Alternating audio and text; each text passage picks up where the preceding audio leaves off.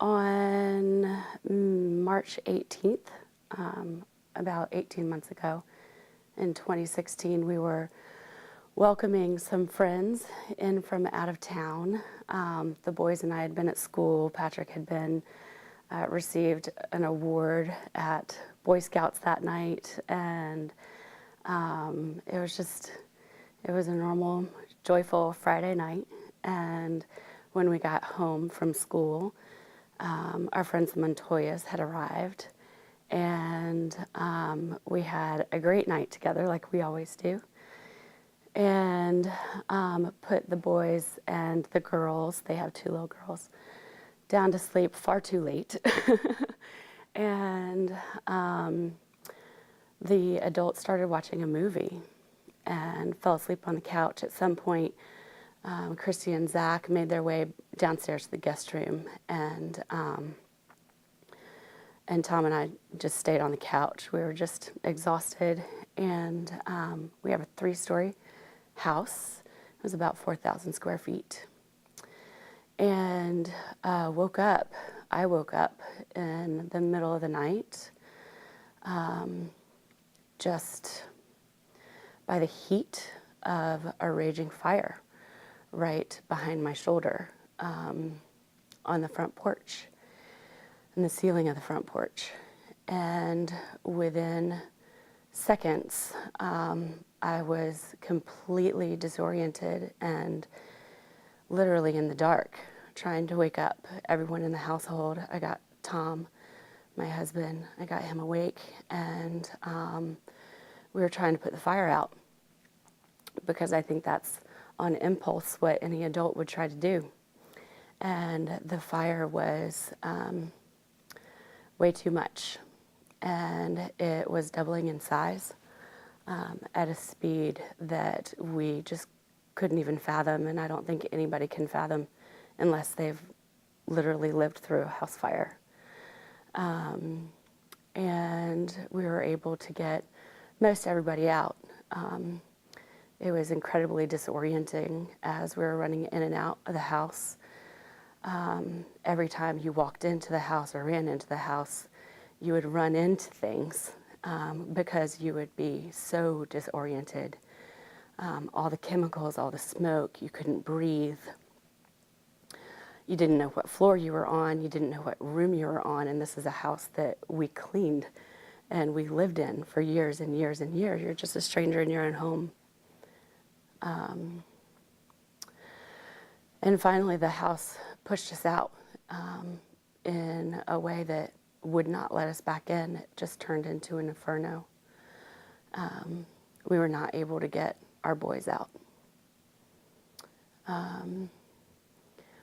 We all stayed at the site of the fire. Christy had to be emergency vac'd out immediately because she suffered significant burns.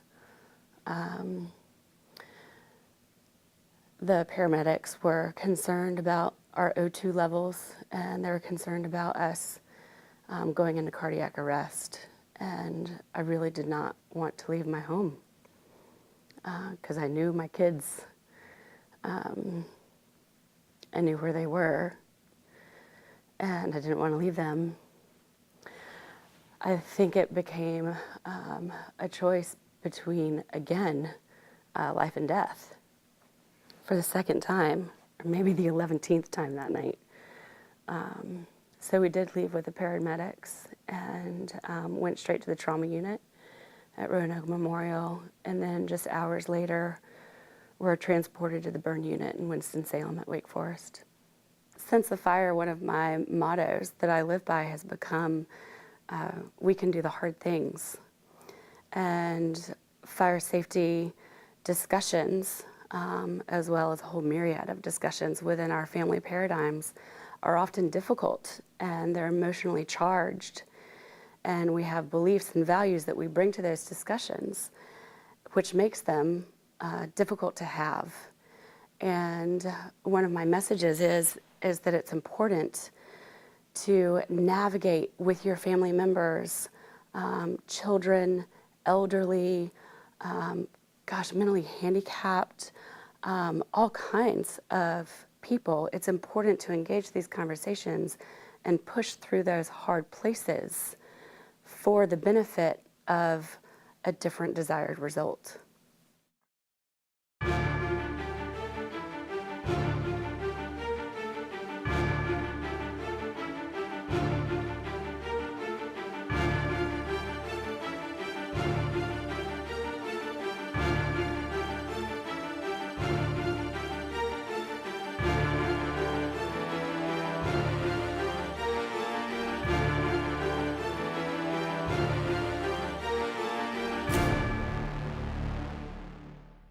Hello, my name is Brian Klingenpeel, and I'm the Community Outreach Coordinator for Roanoke County Fire and Rescue.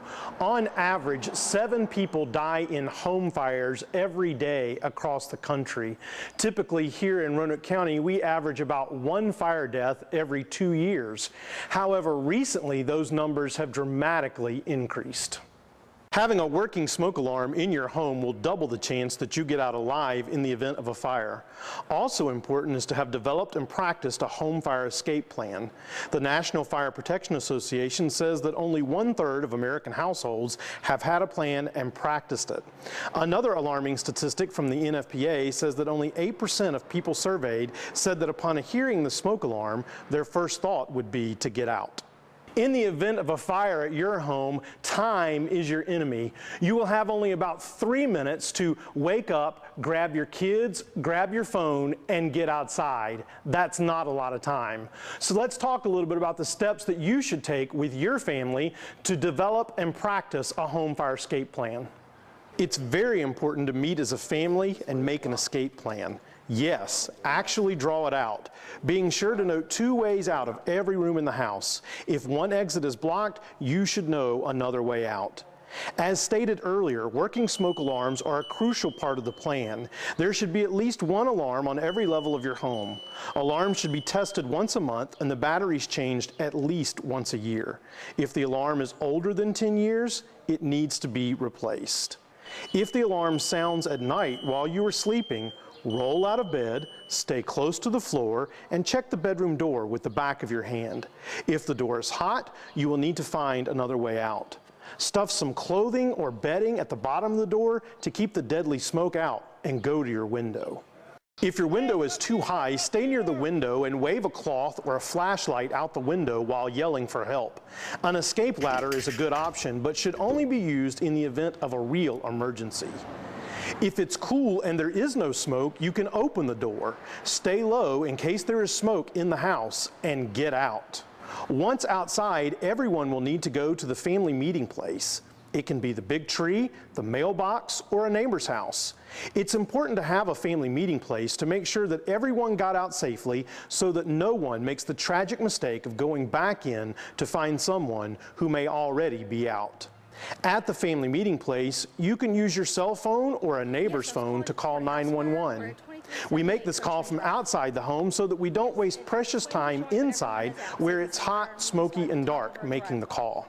You will need to know your location and stay on the line with the 911 operator. Once everyone is safely outside and 911 has been called, you should never go back inside for any reason. Get out and stay out. We tend to think that these kinds of things will never happen to us, and yet they do happen, and so it's important to be prepared. We at Roanoke County Fire and Rescue hope that all of you will take the time necessary to have working smoke alarms in your home and to develop and practice a home fire escape plan.